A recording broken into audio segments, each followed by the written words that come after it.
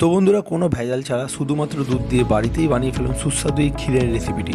তো এটা বানানোর যেরকম সহজ, খেতেও ঠিক ততটাই সুস্বাদু। তো এটা বানানোর প্রসেসটা শুধু দেখে নাও। প্রথমে তোমাদেরকে যেটা করতে হবে, একটা কড়াই নিয়ে তাতে গরম করে যে কোনো রেডিমেড কেনা দুধ দিয়ে দুধটাকে একটু ফুটিয়ে নিতে হবে ভালো করে। ফোটানোর পর কিছু এলাচ থেতো করে ভালো করে এটার মধ্যে দিয়ে দিতে হবে।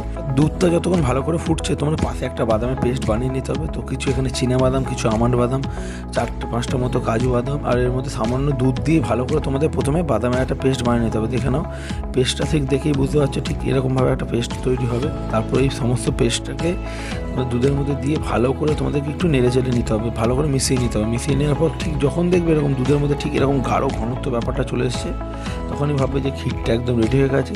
এবার নামানোর আগে উপর থেকে একটু ঘি দিতে পারো ভালো সুগন্ধের জন্য। আর তারপর একটা মাটির পাত্রে বা বাড়িতে যে কোনো রকমের পাত্রই হোক, তার মধ্যে এটাকে বেড়ে নিয়ে এটাকে সৌন্দর্যের জন্য উপর দিয়ে একটুখানি ঘি দিয়ে, আবার উপর দিয়ে একটু যেরকম কিচমিচ বলো, তারপরে তোমার আমন্ড বাদাম এরকম কুচি, কাজু কুচি, সমস্ত রকমের ড্রাই ফ্রুট একটুখানি কুচো করে দিয়ে ভালো করে এটাকে সাজিয়ে নিয়ে এবার তোমরা নর্মালি এটাকে খেতে পারো, বা ফ্রিজে রেখে এটাকে শক্ত করে খেতে পারো, যেরকম ইচ্ছা। দুর্দান্ত লাগবে, খাও আর সবাই মিলে এনজয় করো।